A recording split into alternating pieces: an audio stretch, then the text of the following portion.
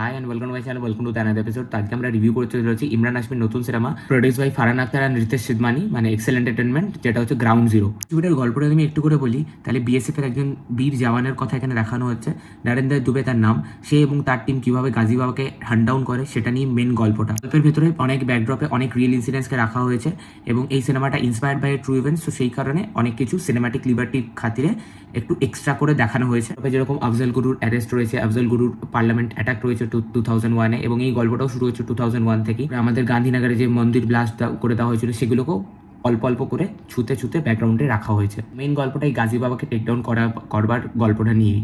সিনেমার পজিটিভ দিক নেগেটিভ দিক আসবার আগে আমি কিছু মেন ইম্পর্টেন্ট কথা বলতে চাই, যেটা আমি আগেও একটা ভিডিওতে বলেছিলাম আজকে আমাদের ইন্ডিয়ান সিচুয়েশনকে নিয়ে, এবং এই সিনেমাটাও খুব রেলিভেন্ট এই সিচুয়েশনটার সাথে।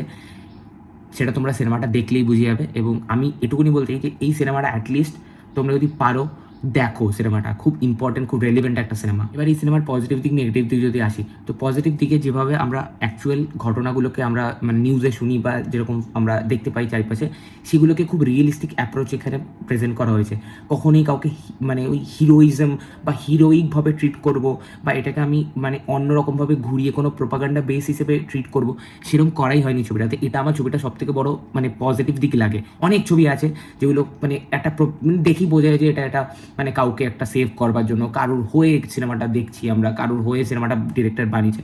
বাট এই সিনেমা খুব নিউট্রাল পার্সপেক্টিভ থেকে ছবিটা বানানো হয়েছে। এই ছবিটার মধ্যে লোকাল কাশ্মীরির সাথে যে আর্মিদের যে বন্ডিং, সেটা কীরকমভাবে তৈরি হয়, কীভাবে থাকে, এবং লোকাল কাশ্মীরটা কীভাবে আর্মিকে হেল্প করে। তারা তো টেরিস্টকেও হেল্প করে, কিন্তু আবার আর্মিকে কীভাবে হেল্প করে সেই জিনিসপত্রগুলো এখানে দেখানো হয়েছে।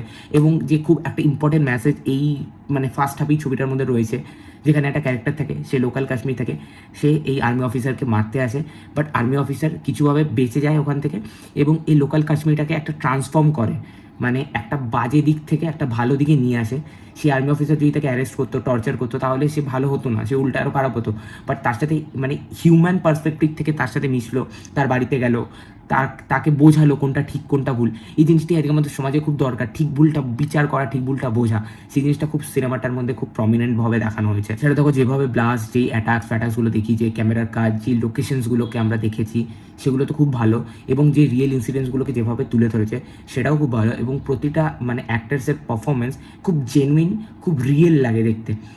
এবার যদি ছবির কিছু আমি হালকা নেগেটিভে চলে আসি, নেগেটিভ হচ্ছে যে একটা বাডি কপ এলিমেন্ট থাকে না, যে যারা এই ফোর্সে আছে, যেটা তোমরা লাক্সাই ছবিতে দেখতে পারো, বর্ডারে দেখতে পারো, বা এলওসি কার্গিল বা ট্যাঙ্গো চার্লির মধ্যে ববি দেওয়াল এবং যে অজয় দেবগানের একটা কেমিস্ট্রি, সেই কেমিস্ট্রিটা কোথাও গিয়ে এই যে পুরো যে টিমটা, এই টিমটার মধ্যে একটু হলেও কম আছে। ডেফিনেটলি আছে সেখানে, বাট কম আছে, কারণ সেই ইমোশনটা অতটা ফিল হয় না যখন কোনো আর্মি অফিসার ধরো মারা যাচ্ছে। সেই টাইমে ইমরান হাশমি হয়তো সেখানটাই যাচ্ছে, তার চোখ দিয়ে জল বেরোচ্ছে, কিন্তু আমরা অ্যাজ এ অডিয়েন্স ওটা অত ফিল করতে পারছি না, কারণ ওই জিনিসটাকে অত ডেপথে প্রথমে ছবিটাতে গড়া হয়নি। এবং এটা গড়া না হওয়ার একটা কারণ আছে, বিকজ তারা সাবজেক্টটাতে ফোকাস থাকতে চেয়েছিল, ইন্টারপার্সোনাল রিলেশনশিপটাতে না। সেই কারণে আমরা ওই ইমোশনটা অত ফিল করতে পারি না। বাট ডেফিনেটলি এই ছবিটা একটা ভালো ছবি হয়েছে। আমি তো রেকমেন্ড করবো যে যারা অ্যাকচুয়ালিতে ওয়ার ফিল্ম বা এরকম টাইপের ছবি দেখতে পছন্দ করো, বা রিয়েল ইনসিডেন্টসের ছবি দেখতে একটু হলেও আগ্রহী, তারা এই ছবিটা দেখো।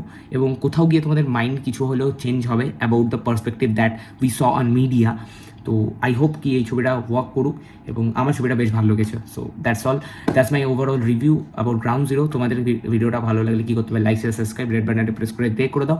আর এই সিনেমাটা যদি দেখে থাকো, নিচে কমেন্টে জানাও তোমাদের কী মতামত। টাটা।